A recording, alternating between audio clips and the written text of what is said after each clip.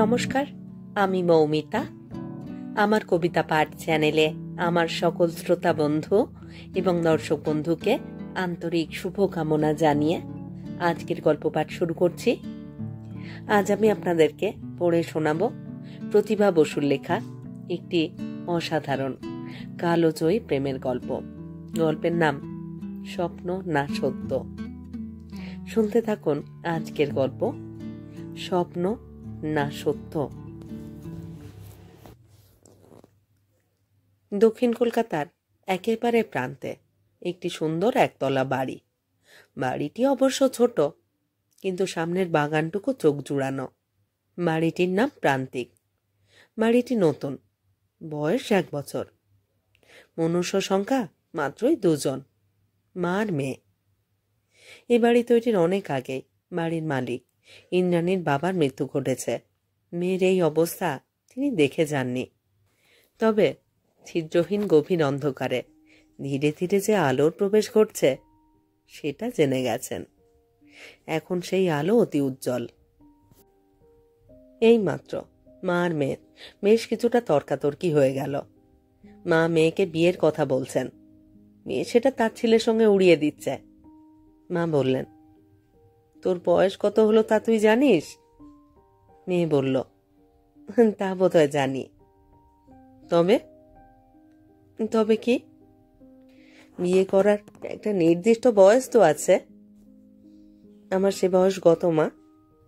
তাছাড়া বিয়ে করার নির্দিষ্ট কারণ বয়স নয় মা, একজন পুরুষকে গ্রহণ, যিনি হবেন কর্তা ভর্তা প্রভু পতি, অর্থাৎ যিনি মেয়েটিকে খাওয়াবেন পড়াবেন সন্তান ধারণ করাবেন, তাকে লালন পালনের ভার বওয়াবেন, সেই প্রভুর ইচ্ছের অধীনে রাখবেন, পতিকে সেবা করিয়ে পুণ্যবতী করবেন। আমার তো তার দরকার নেই। থাক থাক, আর বাজে কথা শুনতে চাই না। চিন্ময়কে আমার খুব পছন্দ, যথেষ্ট যোগ্য ছেলে। আর চিন্ময়েরও তোকে খুব পছন্দ, আমি কথা দিয়েছি। অবস্থা ফেরার সঙ্গে সঙ্গে আত্মীয় স্বজনরা আবার আসতে শুরু করেছে। মনে মনে হাসল ইন্দ্রাণী। এরই মধ্যে মা ভুলে গেছেন সেই সব দুর্দিনের কথা, যখন দরজায় দরজায় আশ্রয়ের জন্য ঘুরেও কোনো আত্মীয়ের কাছে ঠাঁই মেলেনি। প্রথমে ক্যাম্প, তারপরে একটা বস্তির ঘর। এই তো সেদিনের কথা। মা একটা বাড়িতে 4টে শিশু দেখাশোনার কাজে নিয়োজিত। বাবা ঘুরে বেড়াচ্ছেন একটা যে কোনো চাকরির আশায়।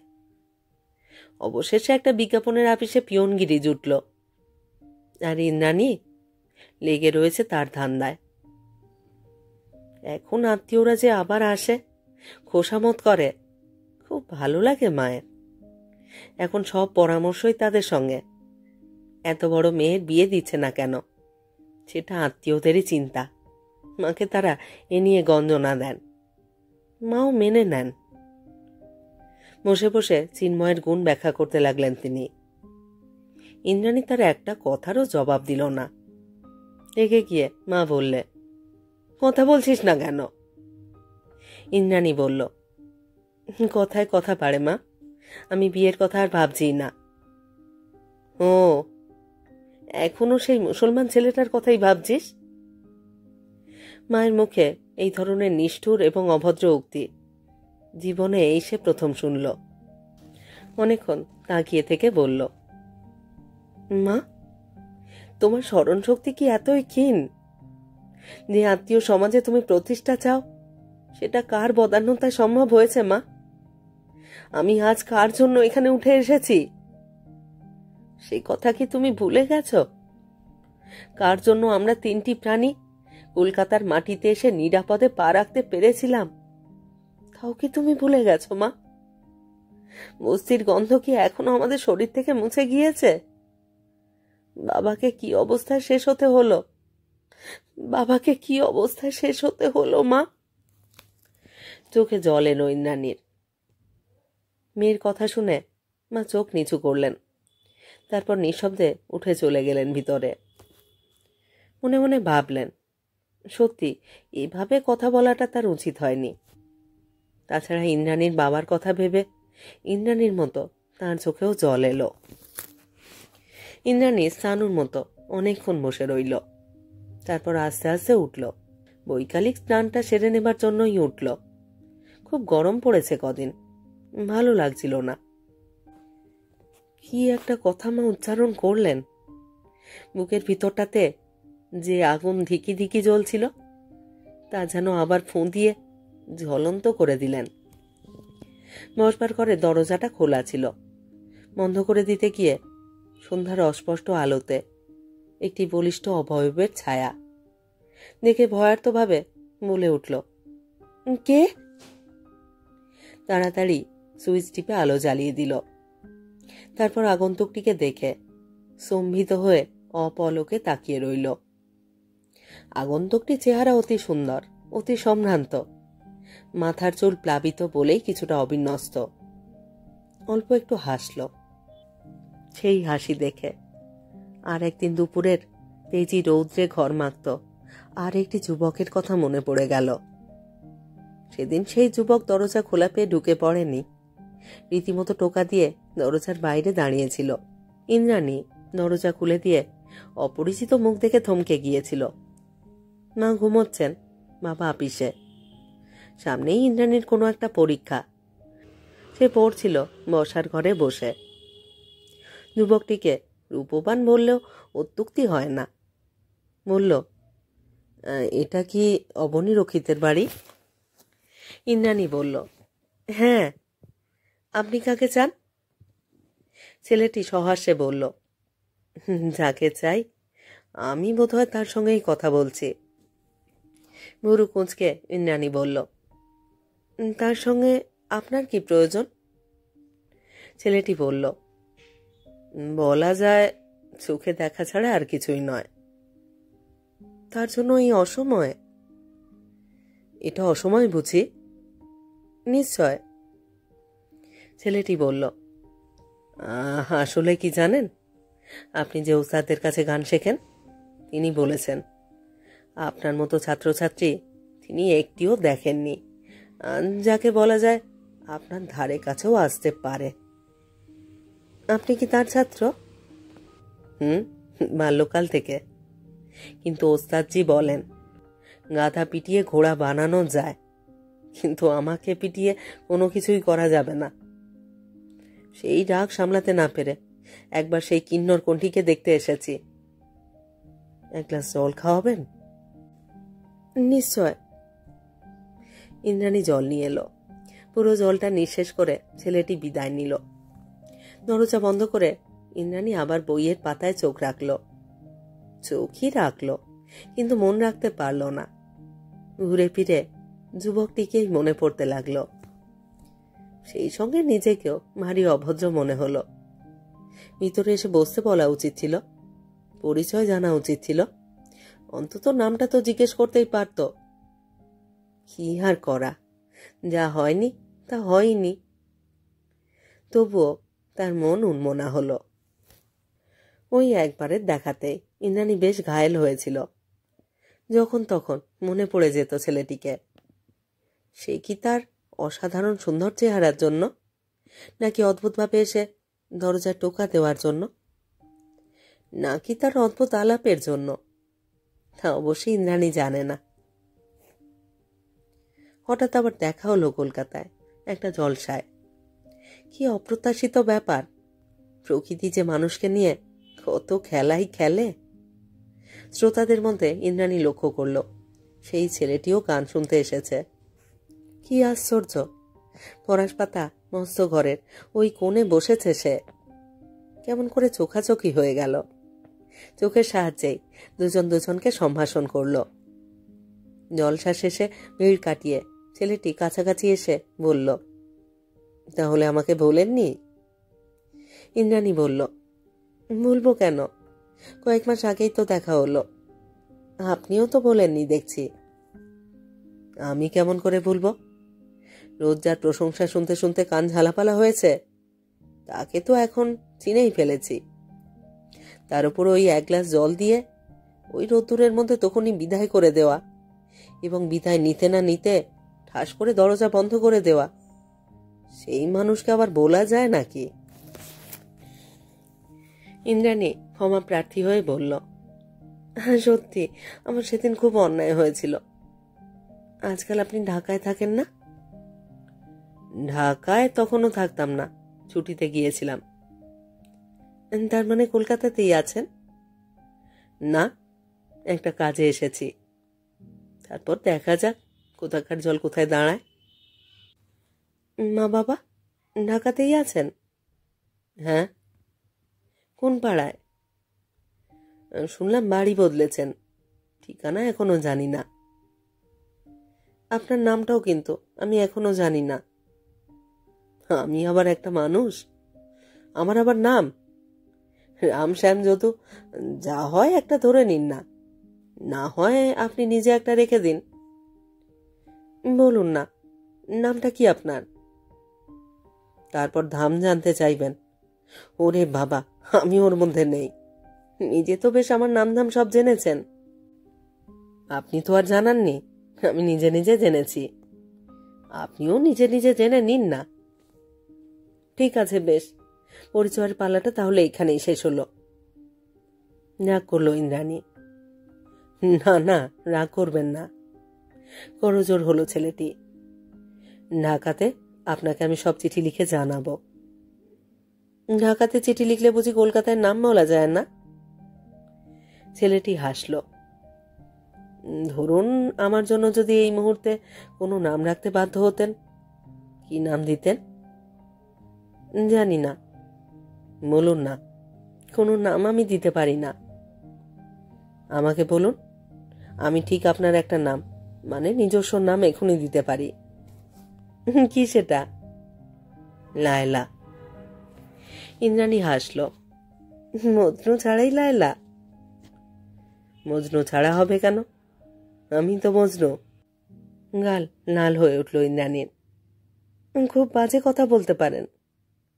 সরে যাচ্ছিল, সঙ্গে সঙ্গে এগিয়ে এসে ছেলেটি অসহায় ভঙ্গিতে বলল, একেবারেই পারি না, যা বিশ্বাস করি তাই বলি। মেনে নেওয়া না নেওয়া আপনার ইচ্ছে। তবে এটা জানিয়ে রাখা ভালো, মজনুকে আমি পছন্দ করি না। ওসব প্লেটোনিক লাভটাভে আমার বিশ্বাস নেই। ছেলেটা আসলে ভীত ছিল। কি আর একজন পরিচিত লোক এসে তাদের মধ্যে দাঁড়ালো সেই সময়। আচ্ছা চলি বলে চলে গেল যুবকটি। কোনো আত্মীয়ের বিবাহ উপলক্ষেই ইন্দুর মা কলকাতায় গিয়েছিলেন, সঙ্গে ইন্দু। বিবাহ মিটলেই ফিরে এলেন ঢাকা, যার কাছে ইন্দ্রাণী হাতে নাড়া বেঁধে শিষ্যত্ব গ্রহণ করেছিল। তিনি একজন ভারতের বিখ্যাত ওস্তাদ। ওস্তাদজি একদিন নিমন্ত্রণ করলেন তার বাড়িতে। বললেন, এই কটা গড় নিয়েছিলুম কোনো মতে, এখন তো থাকা যায় না। তোর গুরুমা এসে গেছেন, বেশ ভালো বাড়ি পেয়েছি গেন্ডারিয়ায়। এবার সবাই মিলে যাবি, খাবি, গুরুমাকে বি দেখতে পাবি। আলোর মতো সুন্দরী তোর গুরুমা। আলোর মতো সুন্দরী গুরুমা সেদিন ইন্দ্রাণীর বাবার কাছে আসতে লজ্জা পাচ্ছিলেন। ওস্তাদজি বললেন, আরে আও না। অবনী বাবু আপনার লোক, তো লজ্জা পেতে হবে না। তারপরে হাঁক ছাড়লেন, মজনু। মজনু নামটা শুনেই ইন্দ্রাণীর বুকটা ধড়াস করে উঠল। দেখা গেল অতি শান্তশিষ্ট নতচক্ষু মজনু এসে দাঁড়ালো সেখানে। ওস্তাদজি ইন্দুর মা বাবাকে বললেন, দেখুন মা, দেখুন অবনী বাবু, আমার লড়কাকে দেখুন। বেটা আচ্ছা শয়তান, এখন কেমন ভালো মানুষের মতো এসে দাঁড়িয়েছে। গাধা, এক নম্বরের গাধা। তোর 14 পুরুষ এই গানের জগতে আছে, আর তুই কিনা রেওয়াজ না করে বই মুখে নিয়ে বসে থাকিস। হ্যাঁ? বাবা বললেন, বাহ কি সুন্দর ছেলে। ওই একটি ছেলে আপনার? হ্যাঁ, ওই একটাই আছে। 3টা লড়কি আছে, তাদের শাদী হয়ে গেছে। এখন বাকি আছে এই গাধা। আমাকে দেখিয়ে বললেন, দেখ দেখ, দেখেলে আমার এই বিটিটাকে। একখানা গানে টান দিবে তো আকাশের পাখি বি ডানা দোলাতে ভুলে যাবে। ইন্দ্রাণী বলল, আপনি ভারী ইয়ে তো। ছেলেটি হেসে বলল, কি? ঝুড়ি ঝুড়ি মিথ্যে কথা বলেছেন।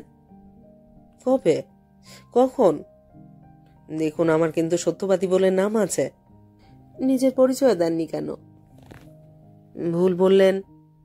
বলুন, বাবার পরিচয় দেননি কেন? আমি নিজের পরিচয় নিয়েই আলাপ করেছিলাম সেই দুপুরে। নিজের নাম বলেননি কেন? জিজ্ঞেস করেননি কেন? তখন তো দাঁড়াতে পারলে বাঁচেন। আর যেদিন সেই জলসায় আবার তো একবারও শোনবার জন্য গিয়েছিলাম, সেদিন তো বললামই আমার নাম মজনু। অবশ্য লায়লাহীন মজনু। চোখে চোখ ফেলবার চেষ্টা করল। ইন্দ্রাণী সুযোগ দিল না। বলল, এবার বোধহয় আমাদের যাবার সময় হয়ে গেছে। বিদায়ের ভঙ্গিতে বলল, একদিন আসবেন। মজনু বলল, কোথায়? আহা, কোথায় আবার? আমাদের বাড়ি। বাবা আমার জন্য কিন্তু জোর লায়লা খুঁজছেন। বলুন তো কি করি? তার আমি কি জানি? বাবা পুরো ডিরেক্টর, কথা না শুনলেই লাঠির বাড়ি। একটু লাঠির বাড়ি খাওয়া ভালো। মাথা ফাটলে সেবার লোক তো এনে দিচ্ছেন বাবা। এবার ওস্তাদজির হাঁক শোনা গেল। মজনু, কিধার গিয়া তুম? একটু ফিটন লে আও। এরপরে মজনু তাদের বাড়িতে আসবার আর কোনো বাধা রইল না। অবশ্য সবই ওস্তাদজির অসাক্ষাতে। আসেও অসময়, যখন বাবা আপিসে আর মা ঘুমন। যদি তারা টের না পেলেন, ইন্দ্রাণী কিছু বলে না। মা জেগেছেন জানলেই বলে, মা, ওস্তাদজির ছেলে এসেছে। বলছে মায়ের সঙ্গে একটু দেখা করে যাই। মা খুশি হন। জিজ্ঞেস করেন মা, কখন এলে? তৎক্ষণাৎ জবাব, এই তো এই মাত্র। ভালো আছো বাবা? ভালো আছো তো? হ্যাঁ মা, ভালো আছি। চেয়ার থেকে উঠে দাঁড়ায়। এবার যাই তাহলে? না না, যাবে কি? তা খেয়ে যাও। ইন্দু, ইন্দু। মায়ের কাছে বসিয়ে দিয়ে ইন্দু কুক্ষান্তরে চলে যায়। মায়ের ডাকে তাড়াতাড়ি চলে আসে। মা বলেন, ওকে একটু চা করে দে। এই মাত্র তো এসেছে, এক্ষুনি যাবে কেন? বসো একটু। ইন্দুর বাবাও এসে পড়বেন অফিস থেকে, দেখা হয়ে যাবে। তারপর? তারপর তোমার বিলেত যাবার কি হলো? মজনু হেসে বলে, ওর ব্যাংক কোথায় থাকবে বোধ হয়। সম্ভবত ঢাকা বিশ্ববিদ্যালয়তেই ভর্তি হয়ে যাব। তুমি তো বিজ্ঞানের ছাত্র, সেই হিসেবে বিলেত যদি নাই যাও, এখানেও যাকে মাস্টার পাবে তিনি তো জগৎ বিখ্যাত মানুষ। মজনু বলল, আপনি কি মা সত্যেন বসুর কথা বলছেন? হ্যাঁ, আমি নিজেও ভেবেছি ওর ছাত্র হবার সুযোগটা ছাড়ি কেন। ঢাকা বিশ্ববিদ্যালয়তেই ভর্তি হয়েছিল মজনু। দুর্দান্ত ছেলে, দুর্দান্ত রেজাল্ট করতেও তার বেগ পেতে হলো না। ততদিনে ইন্দ্রাণীও বিএ ক্লাসে ভর্তি হলো এবং দুই পক্ষের দুই মা বাবাই জেনে গেলেন তাদের দুদিকের দুই পুত্রকন্যার মন তখন কোন স্রোতে প্রবাহিত, এবং দুপক্ষই আতঙ্কিত হলেন। ফলে ওস্তাদজি গান শেখাতে আসা বন্ধ করলেন। মজনুরও এই বাড়িতে আসা বন্ধ হলো। তৃতীয় স্থানে দেখা করে মজনু বলল, এখন আমার কি কর্তব্য বলো? ইন্দ্রাণী বিষণ্ণ চোখে তাকিয়ে বলল, আমার মা বাবা আমাকে খুব ভালোবাসেন। ওসব জাতপাত নিয়ে তাদের কোনো সংস্কার আছে বলে আমার মনে হয় না। কিন্তু আত্মীয় স্বজনদের আরম্ভ করেছে, বলা যায় না। মজনু বলল, সবচেয়ে আশ্চর্য ব্যাপার কি জানো? আমার বাবাই সবচেয়ে বেশি খড়গহস্ত, মা কিন্তু নয়। ওস্তাদজি? হ্যাঁ, তিনি তো আমাকে খুব ভালোবাসতেন। এখন আর তোমার নামও উচ্চারণ করেন না। অথচ আমি কিন্তু তোমাকে না দেখেই বাবার কাছে শুনে শুনে এক ধরনের প্রেমে পড়ে গিয়েছিলাম। এখন কি হবে? পালাবে? কোথায়? যেখানে হোক। শেষ পর্যন্ত পালানো ছাড়া আর কোনো উপায় রইল না। কখন কে কোথায় অপেক্ষা করবে সবই ঠিক ছিল। ইন্দ্রাণী পা টিপে টিপে রাত 1টায় পিছনের দরজা খুলে বাইরে বেরিয়েও এসেছিল। তারপরে মা বাবার জন্যে একটা ব্যাকুল কান্নায় সে ফুঁপিয়ে উঠল। অন্ধকারে অনেকক্ষণ দাঁড়িয়ে থেকে ফিরে গেল ঘরে। ঘরে এসেও তার কান্না থামল না। ভয় করতে লাগলো মজনুর জন্য। সে তো নিশ্চয়ই অপেক্ষায় দাঁড়িয়ে আছে। ইদানিং নানাবিধ কারণে দিনরাত পুলিশের গাড়ি টহল দিচ্ছে। তাছাড়া এত রাতে একটা লোককে এভাবে দাঁড়িয়ে থাকতে দেখলে চোর গুন্ডা ভাবতেই বা দোষ কি? ঢাকা শহর থমথম করছে, দাঙ্গার পূর্ব লক্ষণ। পরের দিন দুপুরে ওস্তাদজি হন্তদন্ত হয়ে এসে রুদ্ধ স্বরে বললেন, মজনু কি এখানে? অবনীবাবু বললেন, না তো, মজনু তো অনেকদিন এখানে আসে না। কেন, কি হয়েছে? মজনুকে পাওয়া যাচ্ছে না। মানে? অবনীবাবু অবাক হলেন। ওস্তাদজি বললেন, ওর মা খুব ভোরে ওঠেন। মজনুর ঘরের দরজাটা খোলা ছিল, বাইরের দরজাটাও খোলা ছিল। ঘরে গিয়ে দেখেন মজনু নেই। ওর একটা ছোট সুটকেস ছিল, সেটাও নেই। এখন আমি কি করি? যেমনি একটা গাড়ি নিয়ে দৌড়ে এসেছিলেন, সময় নষ্ট না করে সেভাবেই চলে গেলেন। তারপর থেকে মজনুর আর কোনো খবরই পাওয়া গেল না। দিন 7 বাদে ঠিক তেমনই হন্তদন্ত হয়ে ওস্তাদজি আবার একটা গাড়ি করে এসে হাজির। বললেন, কথা বলবার সময় নেই। আমার কানে এসেছে নসনি দালানে জোর বৈঠক। আজ যে কোনো সময় এই পাড়া আক্রান্ত হতে পারে। যা কিছু মূল্যবান গয়নাপত্র টাকা কড়ি ঘরে আছে নিয়ে এখনই চলুন আমার বাড়িতে। তারপর যা কথা সেখানে গিয়ে হবে। ওস্তাদজি ততদিনে গেন্ডারিয়ার বাড়ি বদলে হিন্দু পাড়া থেকে মুসলমান পাড়াতে উর্দু বাড়ি নিয়েছেন।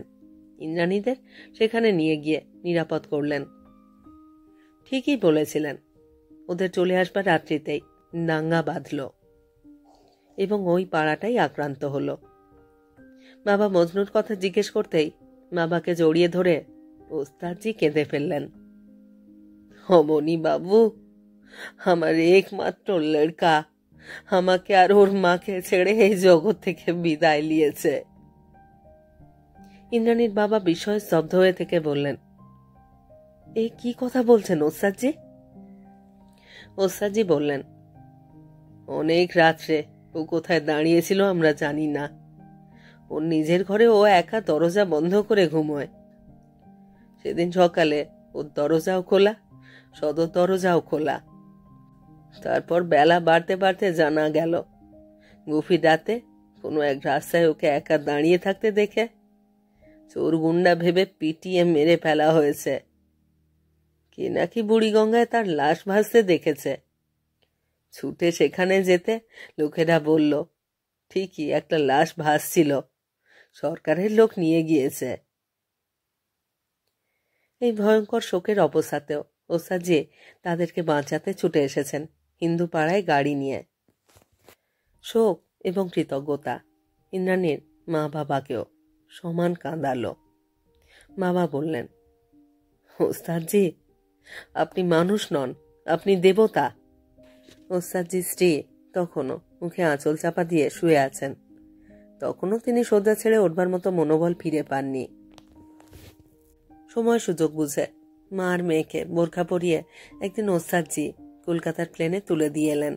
বললেন, আমরাও চলে যাব দেশে। ইন্দ্রাণীকে আদর করলেন। বললেন, বেটি, গান কখনো ভুলিস না। গান তোকে রক্ষাবি করবে, দুঃখবি ভুলাবে। ইন্দ্রাণীর মুখ দেখে তিনি বুঝেছিলেন তাদের পুত্রের জন্য ইন্দ্রাণীর শোক তাদের সঙ্গে একই তারে বাঁধা। এমন একটা মর্মবিদারক ঘটনা ইন্দ্রাণীর জন্যই তো ঘটল, যার সঙ্গে তার সম্পর্ক জীবনের আর সমস্ত সম্পর্কের চাইতে যত আলাদা ততই অধিক। বুকের হাড় পাঁজরা সব অতি বেদনায় মনে হচ্ছিল খুলে খুলে পড়ছে। চোখের জলে ভেসে ওস্তাদজিকে প্রণাম করল সে।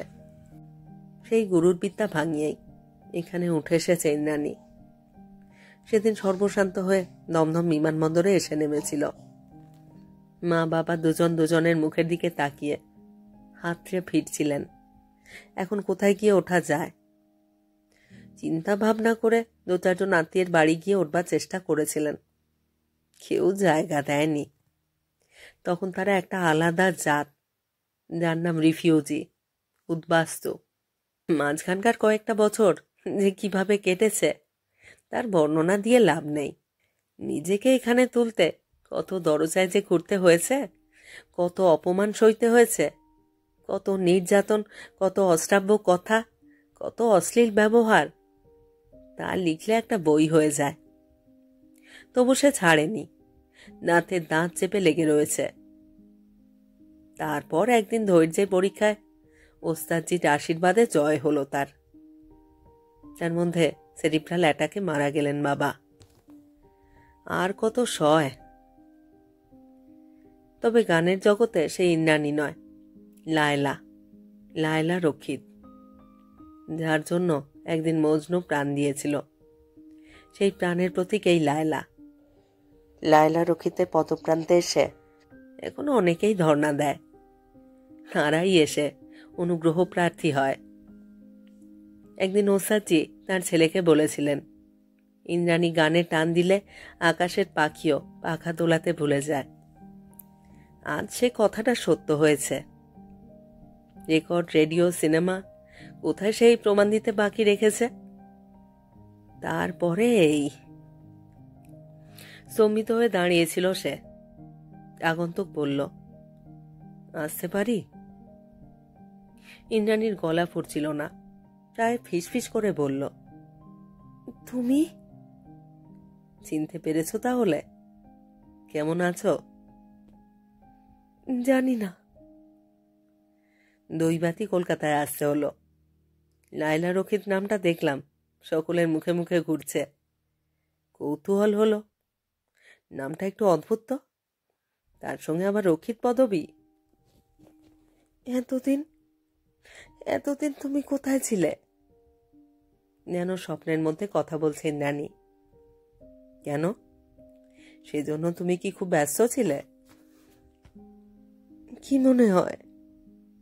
কিছুই না, মেয়েদের মন যে পাত্রে যেমন। আমার তো একটাই পাত্র ছিল। তাই নাকি?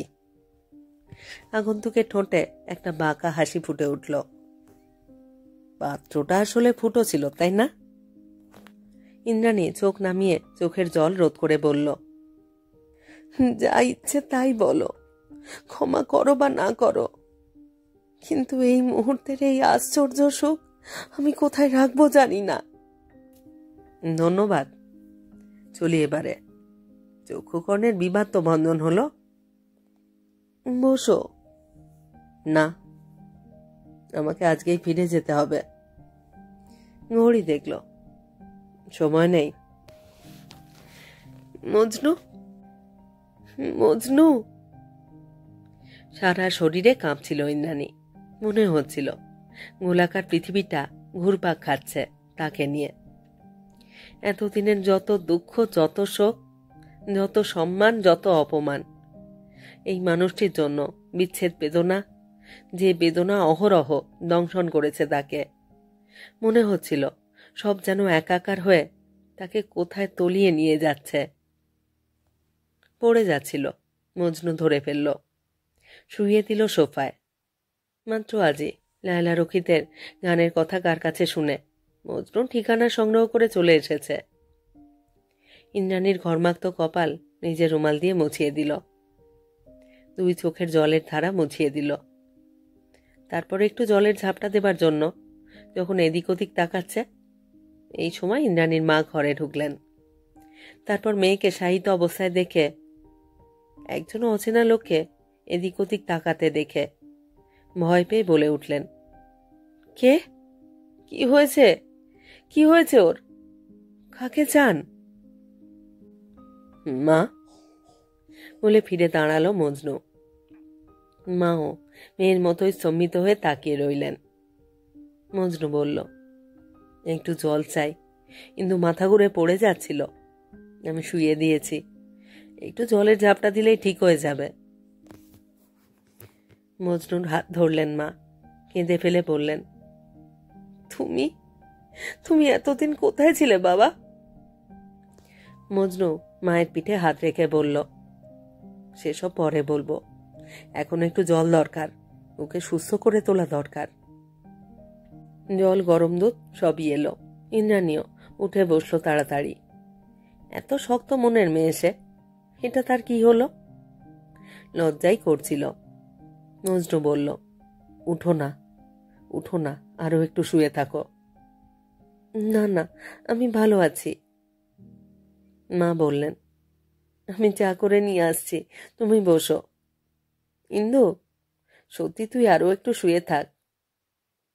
মায়ের মন একেবারে ছলছল করছিল বেঁচে থাকা মজনুকে দেখে। পুত্র শোকাতুর ওস্তাদজি আর মজনুর মুখ ঢেকে শুয়ে থাকা মাকে তার মনে পড়ছিল। যেতে যেতে থমকে দাঁড়িয়ে বললেন, মা বাবার সঙ্গে দেখা হয়েছে তো বাবা? হ্যাঁ। ইস, কি অবস্থায় যে তাদের আমরা দেখেছি! ওই অবস্থাতেই কি সাহসে তিনি একটা হিন্দু পরিবারকে ওই ভয়ঙ্কর দাঙ্গার মধ্যে আশ্রয় দিয়েছিলেন। মনের কি অবস্থায় আমাদের নিরাপদে প্লেনে তুলে দিলেন। না, এর কোনো ভাষা নেই বাবা, যা দিয়ে তোমাকে বোঝাতে পারি বাবা। আমাদের মনের কোন জায়গায় তাকে আমরা আসন দিয়েছিলাম।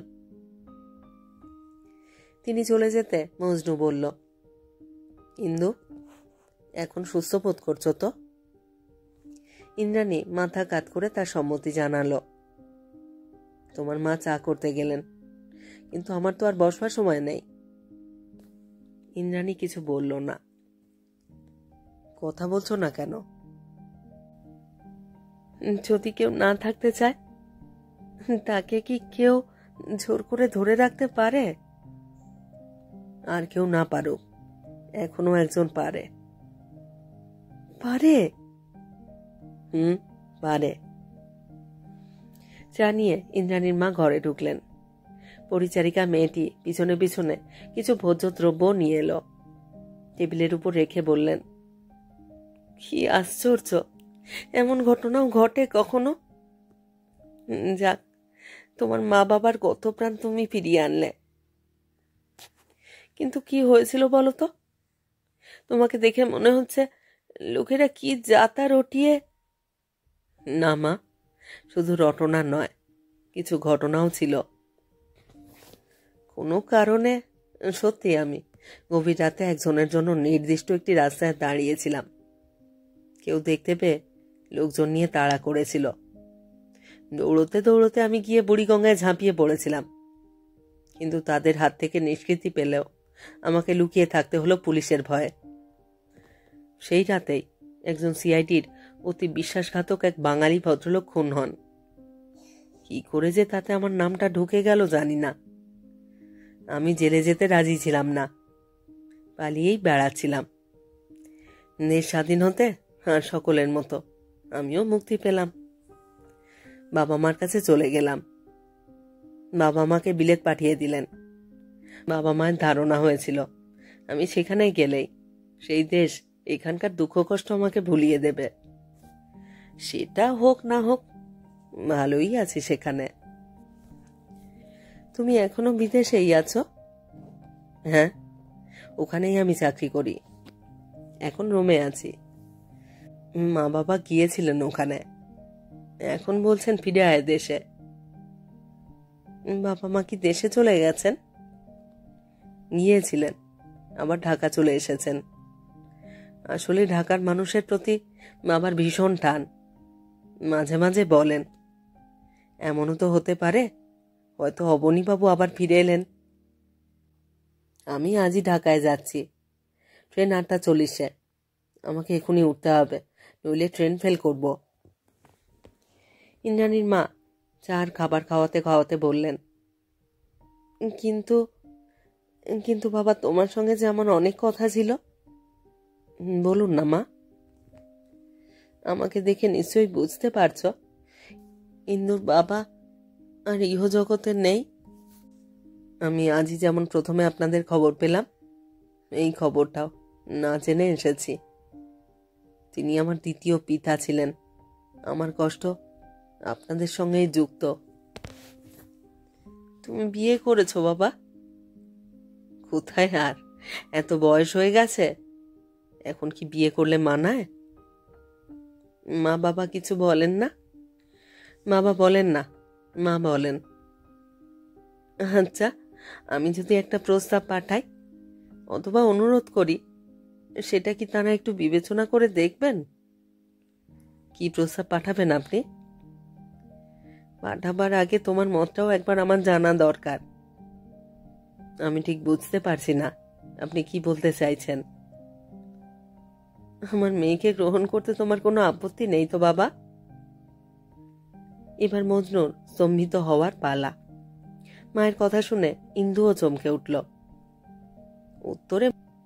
উত্তরে মজনু কি বলবে ভেবে পেল না। বড় বড় নিঃশ্বাস উঠছিল তার বুক আলোড়িত করে। অনেক পরে এক সময় বললে, ইন্দুকে জিজ্ঞেস করুন ওর মত আছে কিনা। জিজ্ঞেস না করেও আমি জানি। আর আপনাদের আত্মীয় স্বজন? এতদিনে এটুকু বুঝতে পেরেছি, তারা কোনো দুঃখের সঙ্গী নন। নতুন নতুন আরো কত দুঃখ এনে ঢেলে দিতে পারেন সেটাই চিন্তা করেন তারা। হয়তো সব ক্ষেত্রে নয়, কিন্তু আমাদের ক্ষেত্রে তাই ঘটেছে বাবা। স্তব্ধ হয়ে বসে রইল মজনু। মা ভিতরে গেলেন। পরিচারিকা বাসনগুলো নিয়ে গেল পিছনে পিছনে। ইন্দ্রাণীর নিষ্পন্দ মূর্তির দিকে তাকিয়ে মজনু বলল, মা যা বললেন সব শুনলে তো? মা যা বললেন সব শুনলে? এখন তোমার বক্তব্যটা শুনতে পারি কি? ইন্দ্রাণী জবাব দিল না। হাত বাড়িয়ে ইন্দুর হাত ধরল মজনু। ইন্দু মজনুর সেই হাতটা তুলে নিয়ে নিজের সারা মুখটা ঢেকে ফেলে অস্ফুটে বলল, আমি কি স্বপ্ন দেখছি?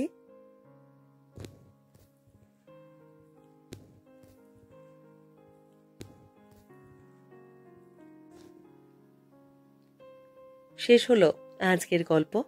প্রতিভা বসু লেখা গল্প স্বপ্ন না সত্য।